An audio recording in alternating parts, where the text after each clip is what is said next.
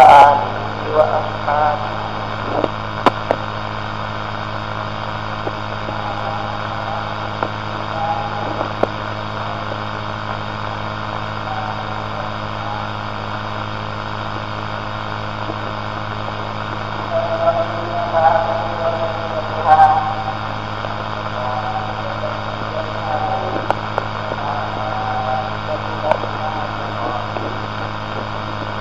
تنزل عليهم الملائكة ألا تخافوا ولا تحزنوا وأبشروا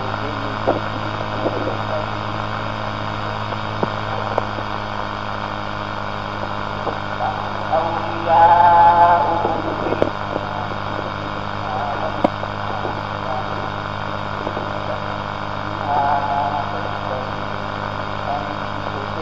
ولكم فيها ما تدعون نزلا من غفور رحيم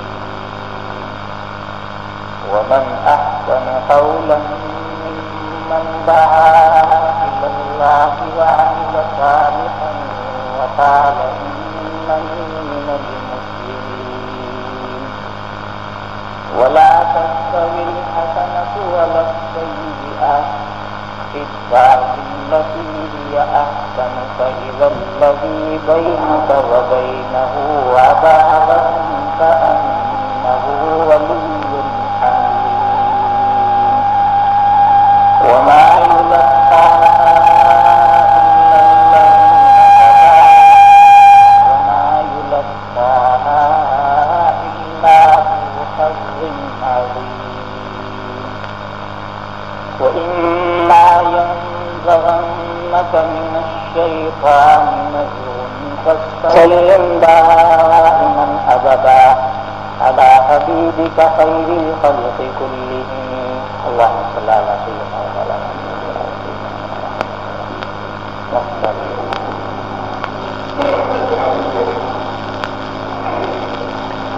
قرآن کریم کی چند آیات اس وقت تلاوت کی گئی ہے. یہ سورہ حامیم سجدہ کی آیات ہے. اس سورت میں پہلے اللہ تبارک و تعالی نے ان لوگوں کا ذکر فرمایا جو قرآن کریم توحید اور رسالت کے منکر تھے، اور ساتھ ہی آخرت کی سزا عذاب جہنم کا بھی ذکر فرمایا گیا کہ ان کا پھر انجام کیا ہوگا. اور ان الذین قالوا ربنا اللہ، اس آیت سے اللہ تعالیٰ نے ان خوش قسمت افراد کا ذکر فرمایا ہے جو کامل مومن، نیک، متقی اور صالح مسلمان ہیں. ان الذین قالوا ربنا اللہ ثم استقاموا، فرماتے ہیں کہ اللہ تعالیٰ کامل مومن، مسلمان، متقی اور پرہیزگار وہ لوگ ہیں جو یہ کہتے ہیں کہ ربنا اللہ، ہمارا رب اللہ ہے. یعنی وہ دل کی گہرائی اور صدق دل سے اقرار کرتے ہیں اس بات کا کہ ہمارے رب جو ہیں وہ اللہ تعالیٰ ہے. یہ ایمان کا درجہ ہے. ثم استقاموا، پھر اس پر استقامت اور ہمیشگی اور دوام بھی ساتھ ساتھ رکھتے ہیں، یہ عمل صالح کا درجہ ہے. تو ایمان اور عمل صالح، نیک عمل اور ایمان دونوں جب مل جاتے ہیں تو یہی بندہ اور یہی انسان جو ہے وہ مومن کامل بن جاتا ہے. تو جو لوگ دل کی گہرائی سے اللہ کو مانتے ہیں اور زبان سے اقرار کرتے ہیں، پھر استقامت بھی ان کے ساتھ ہے، نیک اعمال بھی کرتے ہیں، ان کا اجر کیا ہوگا اس کو تفصیل سے بیان فرمایا گیا ہے. بات حضرت امام زمخشری رحمۃ اللہ علیہ جن کی تفسیر کشاف مشہور تفسیر اور قرآن کریم فصاحت بلاغت کو انہوں نے بڑے اعلیٰ انداز میں بیان فرمایا، حتیٰ کہ یہ ان مفسرین میں سے ہیں جن کے بارے میں اہل علم کے اندر یہ مقولہ مشہور ہے کہ لم يفهم القرآن الا الاعرجان احدهما من الزمخشرة والآخر من الجرجان، کہ اہل علم میں سے دو آدمیوں نے قرآن کریم کی فصاحت اور بلاغت کو سمجھا، لم يفهم القرآن الا الاعرجان، اور قدرت کی بات یہ ہے کہ وہ دونوں معذور ہیں، دونوں لنگڑے، احدهما من الزمخشرة والآخر من الجرجان، ایک تو جرجان کے رہنے والے امام جرجانی رحمۃ اللہ علیہ جن کی اعجاز القرآن کتاب بڑی مشہور ہے، اور ایک یہی علامہ زمخشری جن کی مشہور تفسیر جو ہے کشاف۔ قرآن کریم بلاغت فصاحت کے اعتبار سے نہایت اونچے درجے کا کلام، اس کے اسلوب کو فصاحت اور بلاغت کو سمجھنے کے لیے بڑے گہرے علوم کی ضرورت ہے۔ صاحب تفسیر کشاف کو اللہ نے یہ علوم عطا فرمائے ہیں، تو وہ یہ فرماتے ہیں کہ رب اللہ، یہ وہی آدمی کہہ سکتا ہے کہ ہمارا رب اللہ ہے جس کا اللہ تعالیٰ پر ایمان ہو اور جس کے دل کے گہرائی میں یہ بات ہو کہ میری ہر حرکت اور سکون جو ہے وہ اللہ کے تابع ہے، میرا ہر کام اللہ جل شانہ کی زیر تربیت، ہر سانس اللہ کے حکم سے آئے گا۔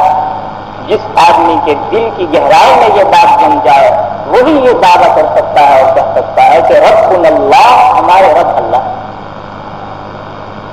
اس کے بعد استقامت کے لیے فرمایا استقامت، حضرت عمر فاروق رضی اللہ تعالی عنہ نے اس کی تفسیر یہ کی ہے، استقامت کا معنی یہ بری بات کو چھوڑ دیا جائے اور اچھی بات کا جو ہے عمل کیا جائے، ہر برائی کو چھوڑنا، ہر اچھے کام کو کر لینا، اس کا نام استقامت ہے کہ انسان ہر برائی کو چھوڑ دے، ہر برے کام کو چھوڑ دے، برے راستے کو چھوڑ دے، ہر برے طریقہ جو ہے اس کو ختم کر دے، اور پھر ہر اچھے کام دین کے جتنے اوامر ہیں ان پر عمل کرے، اور جن چیزوں سے ممانعت کی گئی ہے ان سے رک جائے، یہ ہے استقامت۔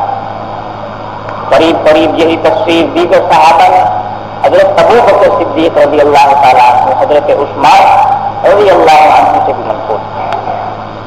بعض صحابہ علماء نے یہ فرمایا کہ معنی اس کا یہ ہے ثم استقامت، کہ اچھی بات پر ڈٹ جائے، اخلاص پیدا کرے اپنے نیت کے اندر، جو عبادت کی جائے وہ اخلاص کے ساتھ کی جائے، ثم استقامت۔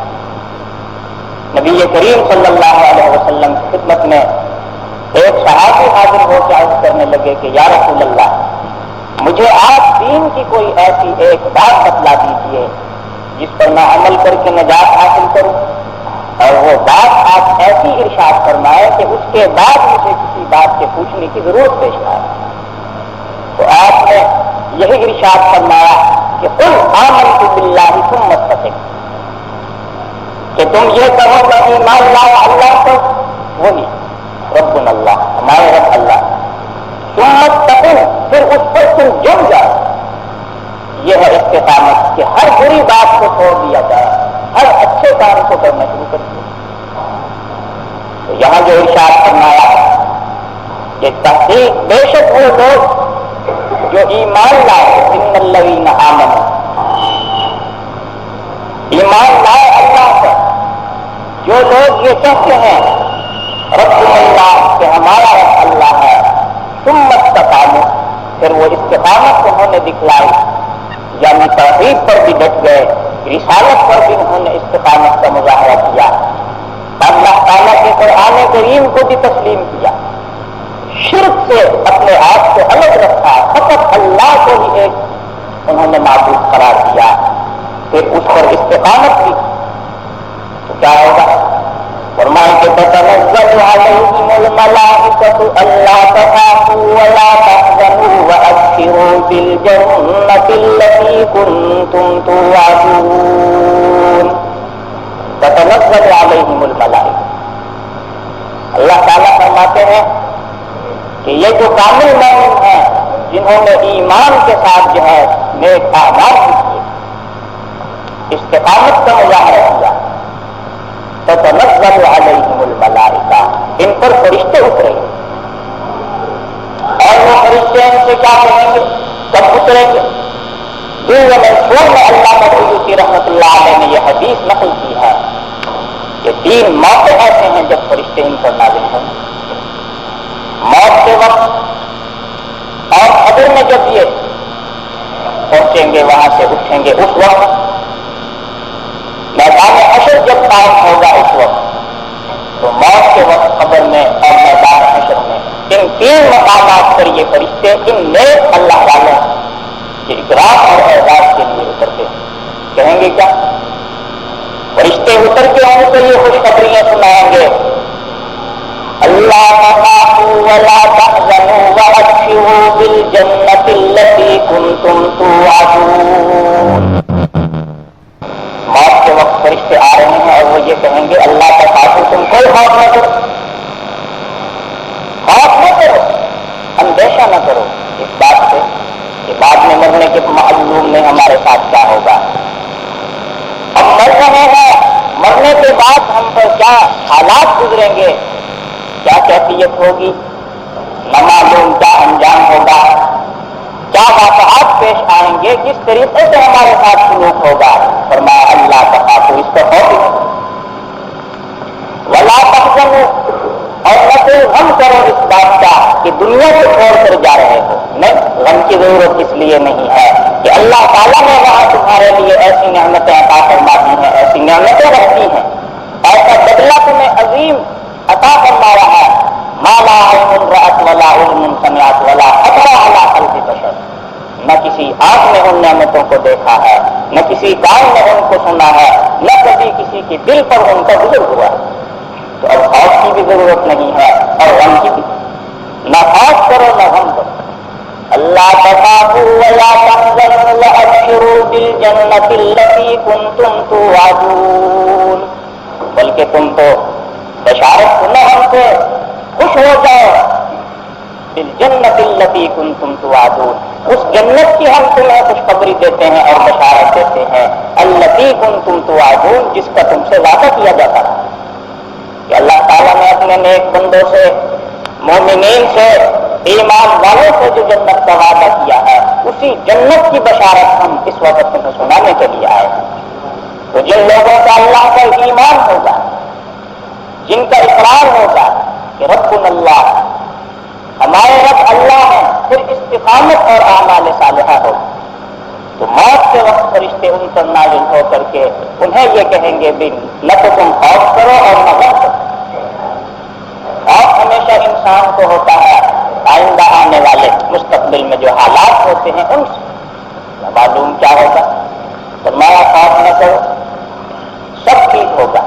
ولا تحزنوا، حزن انسان کو جو ہوتا ہے وہ اس بات پر ہو سکتا ہے کہ مجھ سے جو اب چھین لی گئی ہے یہ فلاں چیز، معلوم نہیں بعد میں کچھ اچھا انجام ہوگا یا نہیں ہوگا. فرمایا اس کا بھی تم غم نہ کرو، تمہیں اچھے حالات پیش آئیں گے، اس سے بہتر کی نعمتیں عطا کی جائیں. تو اللہ تخافوا ولا تحزنوا وابشروا بالجنۃ التي كنتم توعدون، جس جنت کا اللہ تعالیٰ نے نیک بندوں سے، ایمان والوں سے وعدہ کیا ہے، وہ جنت تمہیں اب عطا کی جائے. یہ بشارت، یہ خوشخبری جو ہے اس وقت فرشتے ان کو دیں گے. اور ساتھ یہ بھی فرمایا کہ نحن اولیاؤکم فی الحیات الدنیا وفی الآخرہ، فرشتے یہ بھی کہیں گے کہ صرف یہی نہیں کہ ہم نے تمہیں بشارت دی ہے بس جنت کی، اور یہ کہہ دیا ہے کہ خوف اور غم نہ کرو. نہیں، نحن اولیاؤکم فی الحیات الدنیا وفی الآخرہ ولکم فیہا ما تشتہی انفسکم ولکم فیہا ما تدعون. نحن اولیاؤکم فی الحیات الدنیا، اس دنیا کی زندگی میں ہم تمہارے دوست، وفی الآخرہ اور آخرت کی زندگی میں بھی ہم تمہارے ساتھ ہوں گے، دنیا میں بھی ہم تمہارے ساتھ اور آخرت میں۔ حدیث میں آتا ہے کہ انسان کے دل میں فرشتے الہام کرتے ہیں جو ذہن میں یہ بات ڈالتے ہیں کہ تم فلاں نیک کام کرو، فلاں اچھا کام کرو، فلاں عبادت کرو، تو دنیا میں بھی انسان کے لیے وہ دوست ہیں اور وہ فی الآخرہ آخرت میں بھی انسان کے لیے دوست ہوں گے۔ میدان حشر جب قائم ہوگا، فرشتے سامنے ہوں گے، وہاں ملاقات اور مکالمے جو ہے اللہ تعالیٰ نے قرآن کریم میں تفصیل سے اس کو بیان کیا۔ تو یہ نازل ہونے والے فرشتے جو ہیں ان کو خوشخبری جنت کی دینے کے بعد یہ بھی بتا رہے ہیں اپنی رفاقت کہ ہم دنیا میں بھی تمہارے ساتھ، انسان پر اگر کوئی مصیبت آتی ہے، صدمہ آتا ہے، صبر کی توفیق انسان کو جو نصیب ہوتی ہے اور سکون جو ملتا ہے، یہ فرشتوں کی معیت کا نتیجہ ہے۔ ان کی وجہ سے انسان کو ایک سکون اور قرار حاصل ہو جاتا ہے۔ اور آخرت میں بھی فرشتے ساتھ ہیں، تو ساتھ ساتھ ایک نعمت اور بھی ذکر کی، فرمایا کہ وَلَكُمْ فِيهَا مَا تَشْتَهِي أَنفُسُكُمْ وَلَكُمْ فِيهَا مَا تَدَّعُونَ۔ جنت میں کیا ہوگا؟ وَلَكُمْ فِيهَا مَا تَشْتَهِي أَنفُسُكُمْ، جو تمہارا دل چاہے گا وہ تمہیں ملے گا۔ وَلَكُمْ فِيهَا مَا تَدَّعُونَ، اور جس چیز کو تم طلب کرو گے وہ ملے گی، بلکہ جس چیز کو تم طلب کرو گے صرف وہی نہیں ملے گی، بلکہ جس چیز کی خواہش ہوگی وہ بھی تمہیں عطا کروا دے گا۔ مانگ لو گے تب بھی مل جائے گا، نہ مانگو گے اور صرف دل میں ایک خواہش پیدا ہوگی، وَلَكُمْ فِيهَا مَا تَشْتَهِي أَنفُسُكُمْ، وہ بھی نصیب ہو جائے گی۔ حدیث میں ہے کہ جنت میں پہنچ کر کے جب اہل جنت میں سے کسی کو یہ خیال ہوگا، دیکھا کہ ایک پرندہ اڑ رہا، خیال دل میں یہ پیدا ہوا کہ یہ میرے سامنے آ جاتا، میں اس کو کھا لیتا۔ نبی کریم صلی اللہ علیہ وسلم ارشاد فرماتے ہیں فوراً وہی پرندہ لحمن طریا، عمدہ گوشت کی شکل میں بھنا ہوا اس کے پاس آ جائے اور فرمایا کہ نہ اس کو آگ لگے گی اور نہ دھواں لگے گی۔ وہاں آگ کا دھواں کہاں ہے کبھی، لیکن یہ نظام ہے رب کائنات کا کہ جو اس نے خواہش کی ہے وہ خواہش جو ہے اس کی تکمیل ہو رہی ہے۔ اسی طریقے پر اگر کسی کے دل میں یہ خواہش ہو کہ بچہ مجھے اللہ تعالیٰ عطا فرما دے، نبی کریم صلی اللہ علیہ وسلم فرماتے ہیں فوراً جو ہے اس کی وہ خواہش پوری کر دی جائے اور ایک ہی ساتھ میں تمام مراحل طے ہو کر کے ایک جوان بچہ اس کے سامنے کھڑا ہو جائے۔ تو انسان جو خواہش رہا کرتا ہے، جو طلب کرے گا، اللہ تعالیٰ اس مطالبے کو، اس خواہش کو جنت میں پورا کروا دے۔ دوسرے لفظوں میں آپ جو ہے یوں سمجھ لیجئے، ایک سمجھانے کے لیے بات، حضرت مولانا محمد یعقوب صاحب نانوتوی رحمۃ اللہ علیہ، جو حکیم الامت حضرت مولانا اشرف علی صاحب تھانوی رحمۃ اللہ علیہ کے بھی اساتذہ ہیں، انہوں نے اس قرآن کریم کی آیت اور دیگر احادیث کو سامنے رکھتے ہوئے یہ بات ارشاد فرمائی ہے کہ دیکھو جب جنت میں ہر خواہش پوری ہو رہی ہے، ہر مطالبہ تمہارا تسلیم کیا جا رہا ہے، تو غور کرنے کی بات یہ ہے کہ اللہ تعالیٰ نے انسان کو کتنی راحت عطا فرمائی۔ گویا دوسرے لفظوں میں سمجھانے کے لیے انسان کو چھوٹی خدا عطا فرماتی ہے۔ یہ کام تو اللہ تعالیٰ کا، جو چیز چاہے وہ کرتے، جو ارادہ فرماتے ہیں اس کو پورا کرتے ہیں، لیکن یہی صرف انسان کو اس انسان کے تقاضے کے اعتبار سے جنت میں عطا فرمائی جائے گی۔ جو خواہش کو کرتا ہے وہ خواہش پوری کر دی جاتی ہے، جو مطالبہ وہ کرے گا وہ مطالبہ اللہ تعالیٰ اس کو پورا فرما دے۔ فرمایا کہ وَلَكُمْ فِيهَا مَا تَشْتَهِي أَنفُسُكُمْ وَلَكُمْ فِيهَا مَا تَدَّعُونَ نُزُلًا مِّنْ غَفُورٍ رَّحِيمٍ۔ نُزُلًا مِّنْ غَفُورٍ رَّحِيمٍ، اللہ تعالیٰ نے یہاں ایک عجیب جملہ ارشاد فرمایا، یہ خواہشات، یہ تمہارے مطالبے اور یہ نعمتیں جو تمہیں عطا فرمائی گئی ہیں، یہ ایک مہمانی ہے۔ نزلا من غفور الرحیم، اللہ کی طرف سے جو مغفرت کرنے والے اور رحم کرنے والے ہیں ان کی جانب سے تمہارے لیے ایک عطا ہے، ایک مہربانی ہے، ان کی طرف سے ایک اکرام کے درجے کی چیز۔ اس میں اشارہ اس بات کا کر دیا گیا ہے کہ جب یہ مہمانی ہے تو پھر بہت سی چیزیں مہمان کو بغیر اس کے مطالبے اور خواہشات کی بھی دی جاتی ہیں۔ معلوم ہوا کہ بہت سی وہ چیزیں بھی ان کے علاوہ عطا فرمائی جائیں گی، نہ جن کی خواہش ہوگی نہ مطالبہ ہوگا، نہ انسان ان کا مطالبہ کرے گا نہ اس کے دل میں خواہش ہوگی، لیکن میزبان کریم میزبان کی طرف سے بہت سی اور بھی چیزیں ان کو عطا فرما دی جائیں گی۔ تو صرف وہ خواہشات بھی پوری نہیں کی جائیں گی اور صرف مطالبہ جو ہے اسی کو پورا نہیں کیا جائے گا، بلکہ فرمایا کہ نزلا من غفور رحیم، اللہ کی طرف سے یہ تو مہمانی ہے۔ اور مہمان جو ہے جب کسی بڑے اور کریم میزبان کے در پہ پہنچتا ہے تو اس کا کیا حال ہوگا، خاص طور سے جب اللہ کے دربار میں پہنچے گا تو پھر کیا ہوگا۔ فرمایا کہ نزلا من غفور رحیم، یہ صفات اللہ تعالیٰ نے بیان جو کی ہیں یہ حال کے درجے میں، اس کو حسن حال کے عنوان سے تعبیر کیا جانا چاہیے کہ یہ ایمان والوں کا عمدہ اور بہتر حال ہے۔ اب اس کے بعد اللہ تعالیٰ نے جو آیات ہیں ان میں مسلمان ایمان والوں کی ان صفات کا ذکر کیا ہے جن کا تعلق حسن اعمال ہے۔ فرمایا کہ ومن احسن قولا ممن دعا الى الله وعمل صالحا وقال انني من المسلمين، ومن احسن قولا ممن دعا الى الله وعمل صالحا وقال انني من المسلمين۔ اللہ تعالیٰ فرماتے ہیں سب سے اچھی بات اس آدمی کی بات ہے جو اللہ کی طرف بلاتا ہے، دعوت الى اللہ۔ ومن احسن قولا ممن دعا الى اللہ، اللہ کی طرف جو بلاتا ہے، اللہ اس کے رسول صلی اللہ علیہ وسلم اس کے راستے کی دعوت دیتا ہے، سب سے اچھی بات اس آدمی کی بات ہے۔ اور میں وعمل صالحا، ساتھ ساتھ پھر وہ نیک اعمال کی طرف اللہ کی دعوت دے اور نیک اعمال بھی کرے، وعمل صالحا۔ دعوت اللہ سے مراد دعوت الى نیک اعمال، اس لیے کہ جب داعی میں یہ صفات پیدا ہوں گی کہ وہ اللہ کے راستے کی دعوت دیتے ہوئے عمل بھی کرتا ہے تو اس کا اثر زیادہ ہے۔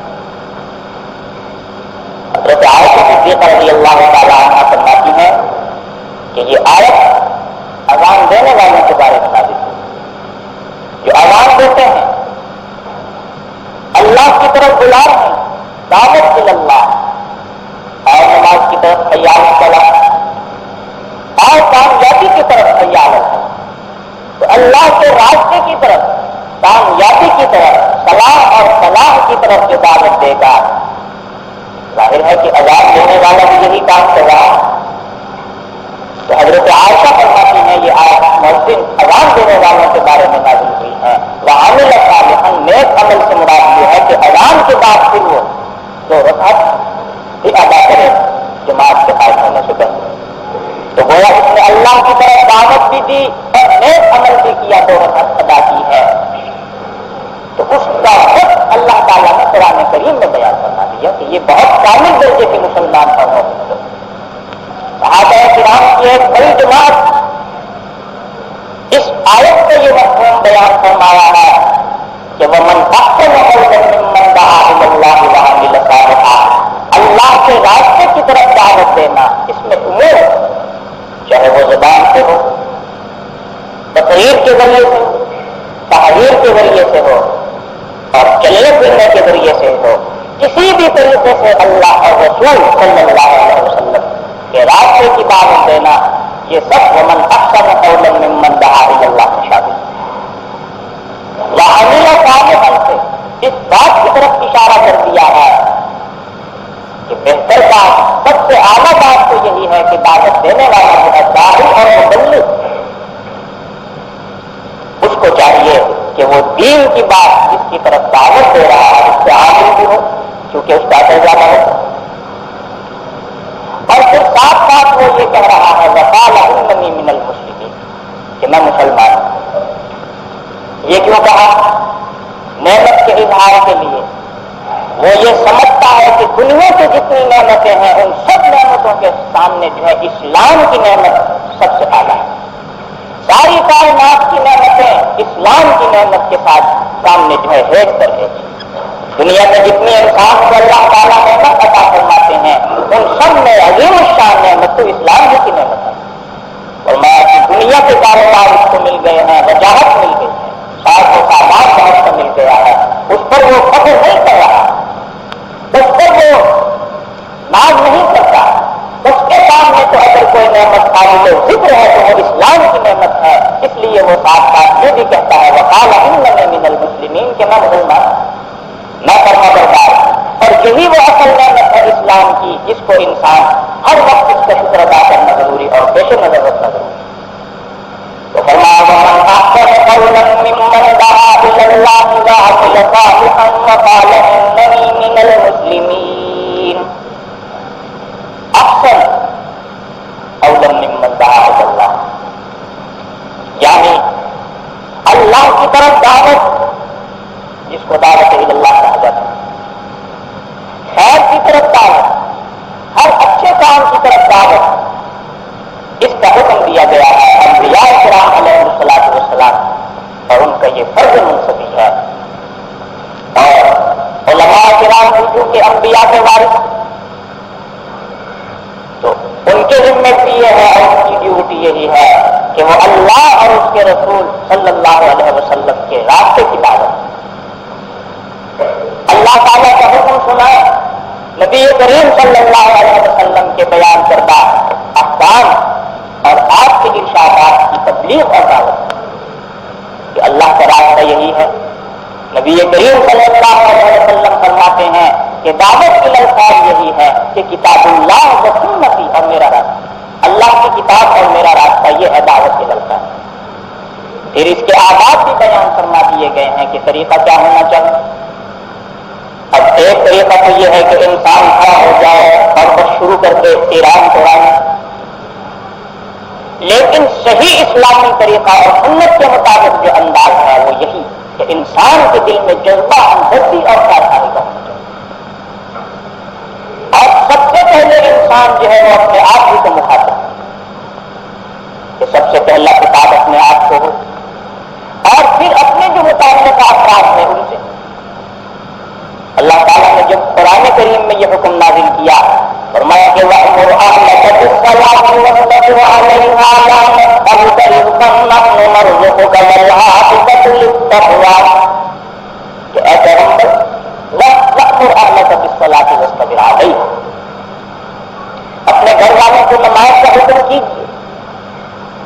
تو حدیث میں آتا ہے کہ نبی کریم صلی اللہ علیہ وسلم اس آیت کے نازل ہونے کے بعد فجر کے وقت جو ہے حضرت علی اور حضرت فاطمہ رضی اللہ عنہما کے مکان پہ جا کے ان کو اٹھاتے ہیں. اصل ابتدا انسان اپنے نفس سے کرتا ہے، یہ سنت طریقہ ہے.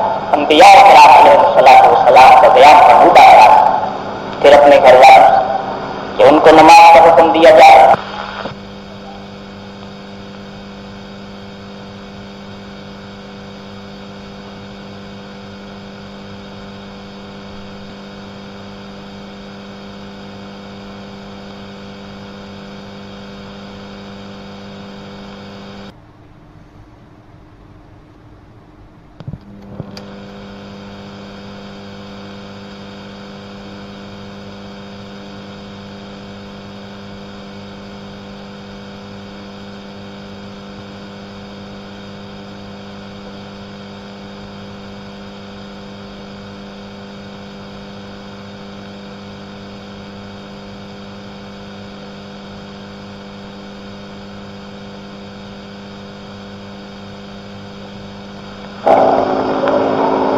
کے بعد پھر ارشاد یہ فرمایا گیا کہ یہ نیک لوگ مومن مسلمان جو کامل درجے کے ایمان والے ہیں وہ صرف اپنے آپ ہی کو جہنم سے نہیں بچاتے اور صرف اپنے گھر والوں ہی کو جو ہے جہنم سے دور نہیں رکھتے، بلکہ ان کے ذہن میں یہ فکر بھی ہوتی ہے کہ ہمارے سارے جو ہے مسلمان وہ جہنم سے بچے. اور وہ لوگ بھی جن کو ایمان اور دین کی دعوت نہیں پہنچی ہے ان کو بھی جہنم سے بچانے کا فکر کیا. تو اسی لیے یہ فرمایا کہ وَمَنْ أَحْسَنُ قَوْلًا مِّمَّنْ دَعَا إِلَى اللَّهِ وَعَمِلَ صَالِحًا وَقَالَ إِنَّنِي مِنَ الْمُسْلِمِينَ کہ خود تو نیک ہے، خود مسلمان ہے، خود متقی پرہیزگار اور کامل درجے کا مومن ہے، لیکن اس کے ساتھ ساتھ وہ چاہتا ہے کہ میرے اس مشن میں، میرے اس کام کے اندر میں تنہا نہ رہ جائے بلکہ اور لوگ کے ساتھ وقال اننی من المسلمین۔ قرآن کریم نے بڑے اوصاف بیان فرمائے ہیں مبلغین اور داعین کی، ان کی شرائط کا بھی ذکر کیا ہے، اس لیے کہ یہ کام بہت نازک ہے، اس کام میں بڑی نجات ہے، اس کام کے اندر جو ہے انسان جب لگتا ہے تو اس کو مختلف قسم کے حالات، احوال، حالات اور کیفیات پیش آتے ہیں۔ اسی لیے اس کام کو سر انجام دینے اور کرنے کے لیے بھی علم کے ساتھ بڑی بصیرت اور حکمت کی ضرورت ہے۔ اسی لیے قرآن کریم نے فرمایا کہ ادعو الی سبیل ربک بالحکمۃ والموعظۃ الحسنۃ وجادلھم باللتی ہی احسن، کہ اللہ کے راستے کی طرف بلاؤ، ادعو الی سبیل ربک، لیکن کس طرح؟ بالحکمۃ والموعظۃ الحسنۃ، حکمت کے ساتھ۔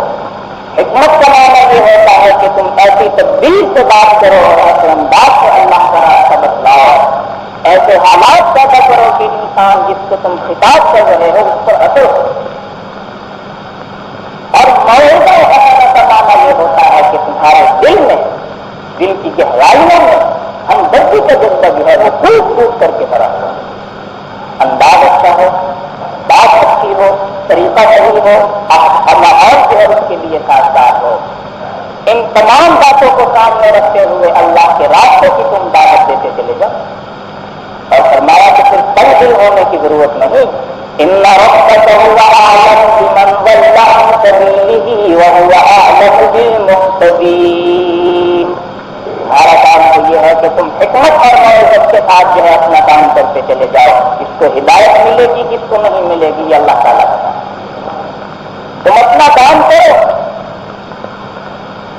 نیت صحیح ہونی چاہیے، بات صحیح ہونی چاہیے، ہمدردی کا جذبہ انسان کے دل میں پھوٹ پھوٹ کر کے بھرا ہوا ہو، حکمت، احوال ایسے پیدا کیے جائیں کہ سننے والا جو ہے وہ طرف ہو۔ بس یہ ہے تمہارا کام اور یہ ہے تمہارا منصب۔ پھر یہ کہ ہدایت، ان ربک هو اعلم بمن ضل عن سبیلہ وهو اعلم بالمهتدین، یہ اللہ کا کیونکہ ہدایت جو ہے وہ اللہ سے اختیار ہے۔ حدیث میں ہے کہ حضور اکرم صلی اللہ علیہ وسلم کو خاص سال آیا کسی کے بارے میں کہ یہ مومن ہو جاتے تو بہت اچھا، طبیعت ادھر نہیں ہوئی، حتیٰ کہ بڑی تکلیف محسوس ہو رہی۔ اللہ تعالیٰ نے آیت نازل کی اور فرمایا کہ انک لا تهدی من احببت ولکن اللہ یہدی من یشاء۔ پیغمبر جس کو آپ محبوب سمجھتے ہیں آپ کو ہدایت نہیں دے سکتے، ولکن اللہ یہدی من یشاء، یہ اللہ تعالیٰ کے ساتھ ایمان کی ہدایت اللہ تعالیٰ کے ساتھ ہے۔ آپ ہدایت کا راستہ دکھاتے ہیں، ہدایت کا راستہ دکھاتے ہیں، اب یہ کہ کسی کو مومن بنا لینا یہ اللہ تعالیٰ کے ساتھ۔ تو انسان موعظت و حسنہ کے ساتھ، حکمت اور تدبیر کے ساتھ یہ کام پر انجام دے، پھر نتیجہ جو ہے وہ اللہ کے لیے چھوڑ دیا جائے۔ لیکن ان تمام آداب اور شرائط کا لحاظ کرنے کے لیے بھی علم کی ضرورت ہے کہ انسان کے پاس علم ہو، اور پھر ساتھ ساتھ علم بھی ہو، استدلال بھی ہو، علم بھی واضح مقدار میں ہو، علم ہو، تجربہ اور دانائی ہو، حکمت بھی موعظہ حسنہ ہو، انداز جو ہے وہ اچھا ہو، طریقہ کار بہتر ہو، مؤثر بیان۔ ہمارے بزرگوں میں آپ دیکھیے کہ ان کے کیسے پیارے پیارے انداز۔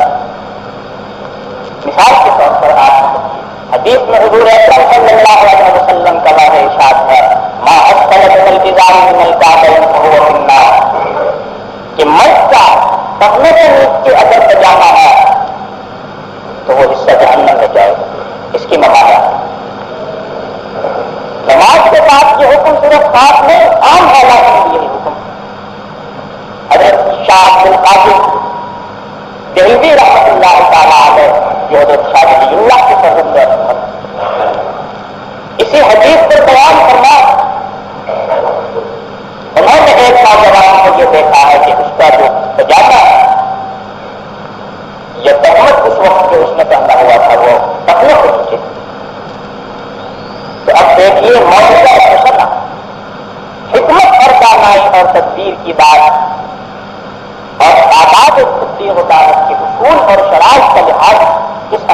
حضرت نے فرمایا. اس نوجوان کو جا کے سلام کیا, تنہائی میں اس کو لے گئے, اس کو بڑا اکرام اور احترام فرمایا. تو اس انداز سے اس پر کتنا اثر ہوا ہوگا آپ یہی سمجھیے. پہلے سے ہی اس کو گئے تھے, انہوں نے شکار کر دیا.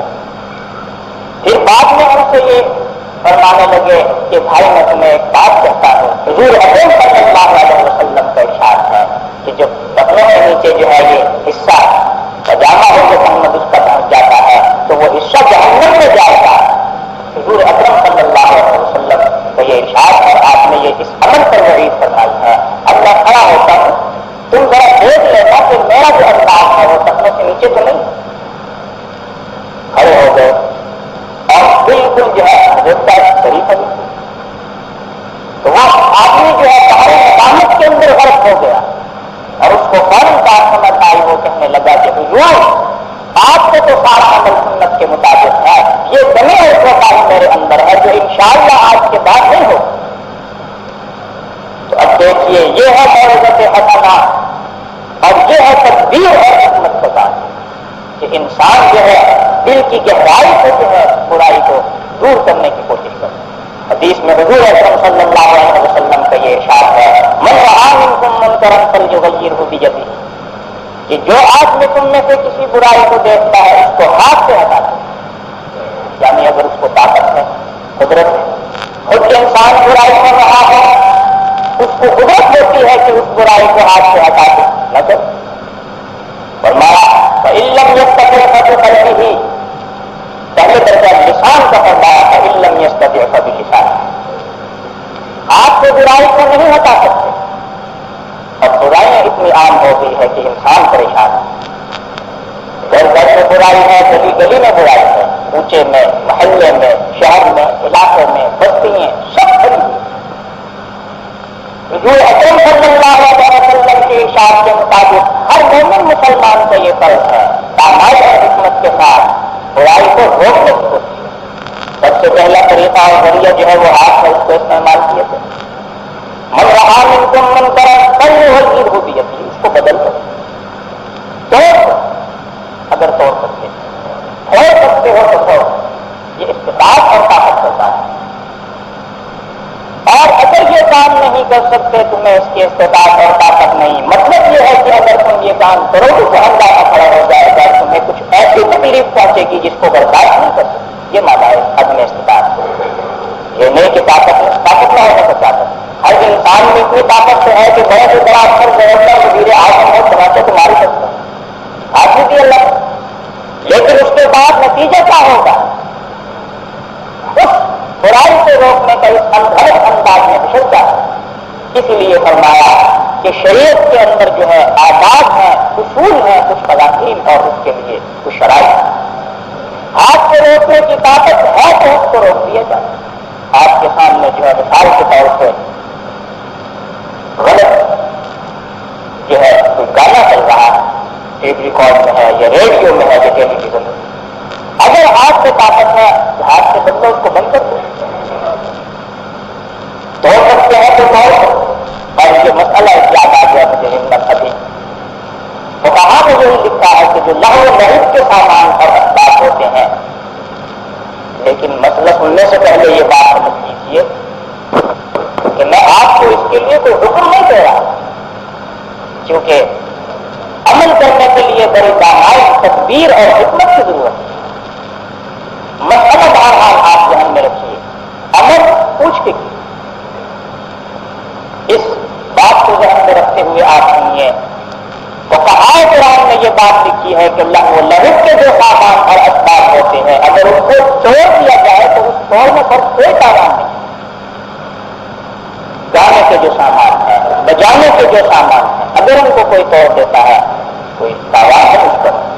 لیکن یہ حکم کہاں لگتا ہے کہاں نہیں لگتا, یہ اس کے کیا شرائط اور آداب ہیں, یہ بہرحال ایک علم کی چیز ہے. یہ فقہاء علماء کے ہاتھ معلوم کیجیے. اتنی بات بہرحال واضح ہے کہ نبی کریم صلی اللہ علیہ وسلم کے ارشاد کے مطابق اگر طاقت ہے مسلمان میں تو برائی کو سب سے پہلے جو ہے وہ ہاتھ سے روکے.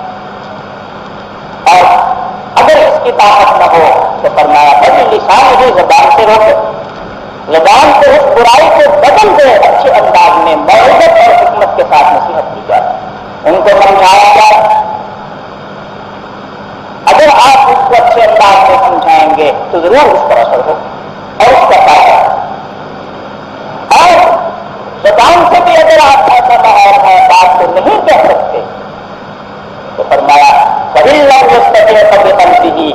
سے کم زبان دل کے اندر اس کو برا سمجھو اور دل سے اس کو روک دو۔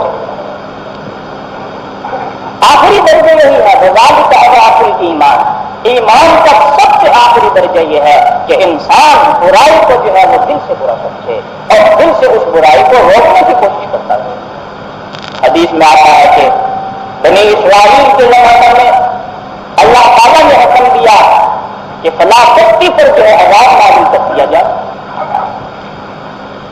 تو وہ جو عذاب کے لیے فرشتے مقرر فرمائے گئے تھے انہوں نے عرض کیا کہ اے اللہ اس بستی کے اندر جو ہے ایک ایسا بندہ ہے، وہ آپ ہی کا تو بندہ ہے، نیک ہے، بڑا صالح متقی اور پرہیزگار، اگر ساری بستی کو روک دیا جائے گا تو اس پر بھی یہ عذاب نازل ہوگا، اس کا کیا قصور ہے؟ اب دیکھیے ارشاد کیا ہوا، اللہ تعالیٰ نے فرمایا کہ میرا حکم یہ ہے کہ ساری بستی کو اسی کے اوپر الٹ دیا جائے، اسی پر الٹ دیا۔ کیوں؟ فرماتے ہیں کہ لم یتمہر وجہہ فی یقت، کہ ساری برائی دیکھتا رہا، سارے برے کام اور منکرات اس کے سامنے ہوتے رہے، میری نافرمانیاں ہوتی رہی، میرے حکموں کو اس کے سامنے توڑا جاتا رہا، خود تو بچ گئے مگر ان کو منع نہیں۔ تو برائی کو دیکھ کر کے صرف یہ کہ اس برائی میں انسان شامل نہ ہو اس سے نجات نہیں ہوتی، بلکہ استطاعت اور قدرت کے مطابق اس کو روکنا بھی فرض ہوگی۔ تو حضور اکرم صلی اللہ علیہ وسلم فرماتے ہیں کہ سب سے پہلے یہ ہے طریقہ کہ ہاتھ سے برائی کو بدل دیا جائے، پھر زبان، اور اگر زبان سے بھی بدلنے کی طاقت نہیں ہے تو فرمایا کہ دل سے اس کو برا سمجھو اور دل سے بدلتے رہو۔ اب آپ یہ کہیں گے جی دل سے ہم کیسے بدلیں؟ دل کو بدل دینا تو اللہ کے اختیار ہے۔ حضرت مولانا محمد الیاس صاحب کانوی رحمۃ اللہ علیہ نے اس کی تشریح فرمائی ہے، وہ فرماتے ہیں حضور اکرم صلی اللہ علیہ وسلم کا جو ارشاد ہے دل سے بدل دو، اس کا معنی یہ ہے کہ تم دل کی گہرائی سے اس کے لیے دعا کرو کہ اے اللہ اس برائی میں یہ لگا ہوا ہے، اس برائی کو اے اللہ آپ اچھائی سے تبدیل کرنا، لگے رہو اور اس بات میں اس کے لیے دعا کرتے رہو، ایک موقع ایسا ضرور آ جائے گا کہ وہ برائی چھوڑ دے گا تو دل سے بدلی گئی۔ تو اس حدیث پاک میں حضور اکرم صلی اللہ علیہ وسلم نے یہ گویا طریقہ کار بتلا دیا۔ اور دوسری حدیث کا مضمون بھی یہ ہے کہ جب تک تم لوگوں کو برائی سے نہ روکو گے، اچھائی کا حکم نہ کرو گے، اگر تم نے اچھائی کے حکم کو چھوڑ دیا، برائی سے منع کرنا چھوڑ دیا، تو حضور اکرم صلی اللہ علیہ وسلم فرماتے ہیں کہ پھر وہ وقت ہوگا کہ تم خدا سے دعا کرو گے، اللہ تعالیٰ دعا قبول نہیں کرے۔ دعا کو بھی قبول ہوگی جب برائی سے روکتے رہو گے، نیک کاموں کا حکم دیتے رہو۔ تو اس آیت میں بھی اللہ تبارک و تعالیٰ نے اسی آدمی کو سب سے احسن اور اعلیٰ قرار دیا ہے جو دعوت اللہ کی طرف دعوت دیتا ہے۔ وہ کیا ہے؟ وَمَا تَزَلْتَكُمْ مِنْكُمْ أُمَّةٌ يَدْعُونَ إِلَى الْخَيْرِ وَيَأْمُرُونَ بِالْمَعْرُوفِ وَيَنْهَوْنَ عَنِ الْمُنكَرِ، ایک جماعت ایسی ضرور ہونی چاہیے، کیا منصب ہے اس کا؟ یأمرون بالمعروف وینہون عن المنکر، نیک کاموں کا حکم کرتی رہے اور برائی سے وہ جماعت روکے کہ یہ برا کام ہے، اس سے بچو گے۔ عام حالات میں بھی یہی حکم ہے، پھر یہ کہ فرض کب ہے، واجب کب ہے، مستحب کب، سنت، یہ درجات۔ عام حالات میں بھی حکم یہی ہے کہ برائیوں سے روکا جائے اور اچھائی کا حکم دیا جائے۔ اگر ہم اس کی ابتدا اپنے لفظ سے کریں جیسے کہ حضور اکرم صلی اللہ علیہ وسلم کا انداز بھی یہی ہے، کوئی برائی آپ دیکھتے تو نام لے کر منع نہ فرماتے بلکہ یہ ارشاد فرما دیتے ماں باپ اقوام یفعلون السوء، ان لوگوں کو کیا ہو گیا تو یہ غلط کام کیوں کرتے؟ یہ آپ نے یہ فرمایا فرمایا کہ وما لی لا اعبد الذی فطرنی والیہ ترجعون، کہ مجھے کیا ہو گیا میں اللہ کی عبادت نہ کروں، حالانکہ آپ تو عبادت میں دن رات لگے رکھتے تھے، مطلب ان لوگوں کو سمجھانا ہے جو خدا کی عبادت سے تھے. تو سب سے پہلے گیا ہم اپنے نفس اور اس کے ساتھ ساتھ پھر جن کو گویا اختیار حاصل ہے اور جو ہمارے کام اختیار میں ہیں ان کو بھی برائی سے روکا جائے اور اچھے کام کا حکم دیا جائے. اس انداز پر اگر کام کی ابتدا ہو جائے اور اپنے توفیق پھر جو طریقہ اور انداز ہے علماء کرام نے جس کی طرف رہنمائی اور ارشاد فرمایا ہے اس انداز میں اگر ہم لوگ جو ہے دین کا یہ کام کرتے رہیں گے تو ظاہر ہے اس کے برکات اور اس کے خیرات انسان کو حاصل ہوں گے. اور اگر یہ طریقہ ہی چھوڑ دیا جائے دین کی دعوت ختم ہو نعوذ باللہ برائیوں سے ممانعت بند ہو جائے نیک کام جو ہے ان کا حکم نہ دیا جائے تو پھر یقینی بات ہے کہ حضور اکرم صلی اللہ علیہ وسلم کے ارشاد کے مطابق دعا جو ہے انسان کرے گا لیکن قبول نہیں. تو اس بات کی ابتدا جو ہے ہر مسلمان کو کر دینی چاہیے. اپنے آپ کو پہلے اہل علم کی سپرد کر دیا جائے ان سے جو ہے علم حاصل کیا جائے اس کے مطابق جو ہے انسان عمل کرے اور وہ علم جو ہے اس کی برکات جو ہے اپنے گھر والوں کو ان سے مستفید کرتا ہوا ان کو ساتھ لے کے چلے تاکہ یہ برائی جو ہے معاشرے سے ختم ہو کر کے انسان کو جو ہے اچھا معاشرہ نصیب ہو. تو اللہ تعالیٰ فرماتے ہیں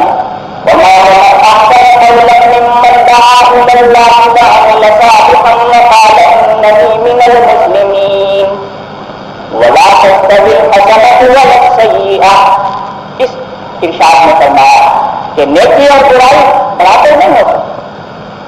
نیکی کا خدا اثر ہوتا ہے اور برے کام کا اثر مختلف ہوتا ہے. ولا تستوي الحسنة ولا السيئة مطلب کیا کہ جب دین کا تم یہ کام کرو گے برائی سے ممانعت کی جائے گی نیک کام کی دعوت کی جائے گی تو لوگ تو بہرحال جہاں مذاق کی اڑان کے معلوم میں کیا پوچھتے ہیں تو فرمایا نیکی اور برائی ایک کرتے میں نہیں تم نیک کام کرتے چلے جاؤ تمہیں اس کا اجر اللہ کے ہاں مل جائے. ولا تستوي الحسنة ولا السيئة ادفع بالتي هي أحسن فإذا الذي بينك وبينه عداوة كأنه ولي حميم. یہ ایک بہت بڑا اصول اللہ تعالیٰ نے قرآن کریم میں بیان فرمایا اور اس کام میں جو لوگ لگے ہوئے ہیں ان کے لیے تو یہ ایک بڑا قیمتی اور سنہری اصول ہے. فرماتے ہیں ادفع بالتي هي أحسن برائی کا بدلہ برائی کا بدلہ یہ کون سا مشکل کام ہے.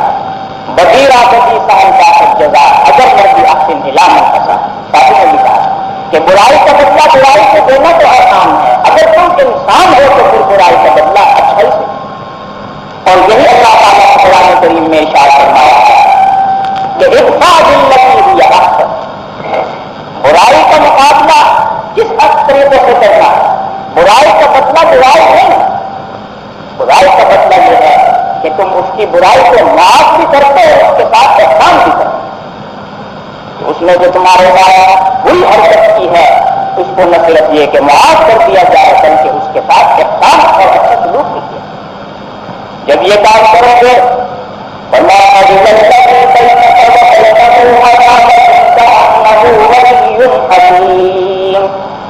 تو آپ اصل اس کا یہی ہوتا ہے کہ جس آدمی کے دل میں تمہاری نفرت اور عداوت کی تمہارے اچھے سلوک اگر وہ شریف انسان ہے تو اس پر یہ اثر ضرور ہوگا کہ پہلے اگر وہ تمہارا دشمن تھا تو اب دلی دوست بن جائے تو انه ولی حمید وہ تمہارا دوست بن جائے عداوت ختم ہو جائے. لیکن یہ ہوگی اسی وقت کہ وہ آدمی جو ہے وہ بھی تو کوئی شریف الطبع ہوگی اس کے طبیعت میں استقامت مزاج میں سلامتی ہو.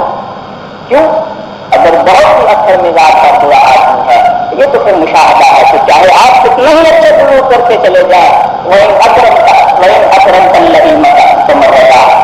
وہ آدمی سے کتنا ہی اچھا سلوک کیا جائے شریف طبیعت بھی اس کی بری ہو وہ تو ظاہر نہیں بدل سکتی. اگر انسان نیت اس کے اندر کسی درجے میں بھی ہوگی تو تمہارے اس اچھے سلوک کا اس پر اثر یہی ہوگا کہ وہ عداوت جو ہے وہ تو بالکل ختم ہو جائے گی یا عداوت کے جو تقاضے ہیں وہ ختم ہو جائے گی.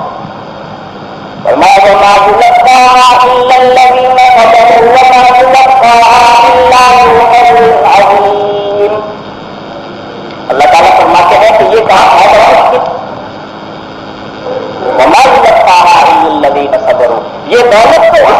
کو ملتی ہے جو بہت مستقل مزاج ہے. حضرت تھانوی رحمۃ اللہ علیہ کا اپنی ترجمہ الذین صبروا کے ترجمہ فرماتے ہیں کہ یہ دولت اس انسان کو نصیب ہوگی جو مستقل مزاج کہ اپنی بات نہیں چھوڑ سکتا. اگر برا آدمی اپنی برائی کو نہیں چھوڑتا ہے تو یہ اچھا آدمی اپنی اچھائی کو چھوڑ.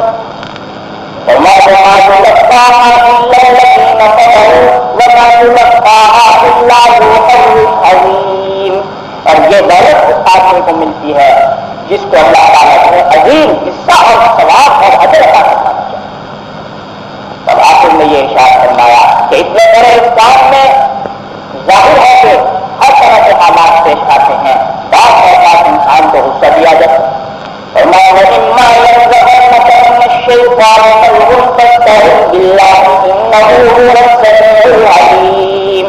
اگر کبھی غصہ آ جائے تو ہدایت یہ دی جا رہی ہے دعوت اور تبلیغ کے کام میں لگنے والے مبلغین اور داعین کو کہ غصہ اگر آ جائے کسی کی حرکت چھوڑ تو فاستعذ باللہ اعوذ باللہ من الشیطان الرجیم کرو.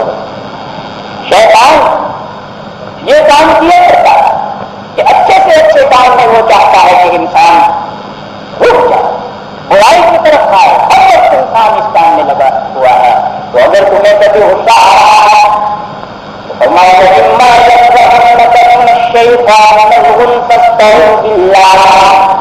تو بس اللہ کی پناہ چاہو. اللہ تعالیٰ کی جب پناہ میں آ جاؤ گے تو پھر سارا کام درست ہو جائے گا. انہ هو السمیع العلیم, وہ سننے والے بھی ہیں اور جاننے والے. یہ ایک ظاہری مفہوم ہے مختصر انداز میں اس وقت جو میں نے آپ حضرات کے سامنے پیش کیا. خلاصہ یہ ہے ساری بات کہ ایمان اور عمل صالح حاصل کرنے کے بعد ایمان کی دولت انسان کو مل جائے تو نیک اعمال اس کے ساتھ ہیں تو اللہ تبارک و تعالیٰ کے ہاں اس کو جو ہے کامل مومن کہا جاتا ہے. اور یہ کامل مومن جس کی یہ حالت ہے اس کا عمل پھر یہ ہوتا ہے کہ وہ اس کامل ایمان کو اپنے حد تک محدود نہیں رکھتا ہے, اپنی ذات تک اس کو نہیں رکھتا ہے محدود, بلکہ اس کا دائرہ جو ہے وہ وسیع ہوتا چلا جاتا ہے. اپنے اولاد پر, اہل عیال پر, گھر والوں پر, محلے قریہ اور بستی والوں پر, حتیٰ کہ جہاں تک اس کی طاقت ہوتی ہے وہ اس ایمان اور عمل صالح کو لے کے چلتا ہے. یہ انسان کا وقت ہونا چاہیے. پھر اس کے آداب اور شرائط کیا ہیں اس کی حدیث میں اور حضور اکرم صلی اللہ علیہ وسلم کے ارشادات کو بڑی تفصیل اور قرآن کریم میں اصول اور آداب اس کے بیان فرمائے ہیں. اس کے لیے آپ حضرت لواحد صاحب دامت برکاتہم کی تصنیف لطیف دعوت اور تبلیغ کی شرح حیثیت اس رسالے کو آپ پڑھیں اور دیکھیں, بار بار آپ اس کا مطالعہ کریں. یہ تفصیلات آپ کو وہاں مل جائیں تو اللہ تبارک و تعالیٰ ہم سب کو دین کے کام کی کرنے کی توفیق عطا کریں اور استقامت بھی دین پر عطا کرنا. اس استقامت کے نتیجے میں انسان کو بڑی نعمتیں حاصل ہوتی ہیں. ہر دین کا کام جو انسان دین کا کام کر رہا ہے, جو بھی وہ دین کا کام ہے, وہ سب دعوت کی لگتا ہے نشان, سب دعوت کی لگتا. پھر اس کے درجات ضرور ہے کہ یہ درجہ فرض کا درجہ تک ہوگا, واجب کا درجہ کس وقت ہوگا, سنت یا مستحب تک ہے. یہ اہل علم کے ہاں یہ حدود ہے, یہ ان سے آپ کے اور اسی انداز کو لے کے آپ لوگوں نے چلنا ہے. ہمارے بزرگوں میں مختلف دور گزرے ہیں. ہر بزرگ اور ہر شخصیت نے اپنے اپنے وقت میں بڑے بڑے کارنامے انجام دیے ہیں. دین کی خدمت کسی نے تحریر کے انداز میں کی ہے, کسی نے تقریر کے انداز میں کی ہے, کسی نے دعوت اور تبلیغ کے انداز میں جو ہے دین کی خدمت کی ہے, اور اس کام کو لے کر کے وہ چلے ہیں اور آج ہم تک یہ دین پہنچا ہے. تفاسیر بھی لکھی ہے قرآن کریم, احادیث کی بھی خدمت کی ہے, اور جو مختلف تحاریف اور تحریکیں اٹھی ہیں ملک کے دفاع کے لیے اور ملک کے استقلال کے لیے, ان میں بھی اکابرین نے جو ہے بہت چڑھ کر کے حصہ لیا اور مکمل قربانیاں انجام دی ہیں جو تاریخ کا جو ہے ایک سنہری بات ہے. تو بہرحال بہت سی شخصیتیں ایسی بھی ہیں جن کو اللہ تعالیٰ نے تمام کتاب کا جامع بنایا ہے, لیکن بہت کم اللہ تعالیٰ, جیسے کہ حکیم الامت مجدد الملت حضرت مولانا اشرف علی صاحب خان رحمۃ اللہ. اللہ کے لیے کوئی مشکل نہیں, وَلَيْسَ عَلَى اللَّهِ بِمُسْتَنكَرٍ أَن يَجْمَعَ الْعَالَمَ فِي وَاحِدٍ. کہ ایک ہی ذات کو جو ہے مرجع بنا دے سب کے لیے، اللہ کے ہاں کا مشکل۔ ہمارے بزرگوں میں حضرت مولانا محمد الیاس صاحب رحمۃ اللہ علیہ نے اپنی زندگی کے آخری حصے میں، آخری دور میں اس کام کو شروع کیا ہے، دعوت اور تبلیغ کے اس طریقے کو۔ یہ نہیں کہ دین کی دعوت اور تبلیغ جو ہے اس کی بنیاد پر رکھی گئی، یہ کیسے ہو سکتا؟ مسلمان جب سے پیدا ہوئے ہیں اسی وقت سے اس کی بنیاد رکھی، جب سے نبی کریم صلی اللہ علیہ وسلم نے حکم ارشاد اپنا اپنا ایک انداز اور طریقہ ہے، یہ اس ذات کی بات ہوتی ہے۔ حضرت مولانا محمد الیاس بہت بڑے عالم بھی تھے، بڑے مستقل اور بڑے ذات تھے۔ ہمارے بزرگ یہ فرماتے ہیں کہ جب وہ نماز پڑھتے تھے تو بس دیکھنے لگے تھے کہ ان کا انداز کیسا ہوتا ہے۔ بڑے بڑے لوگوں کو دیکھا ہے، یہ خصوصیت اللہ تعالیٰ کا حضرات نے نبی فرما دے۔ تو اس کام کے لگ گئے بعد بہت اچھے سے 17 سال تک انہوں نے پڑھایا، تدریس کا کام کیا۔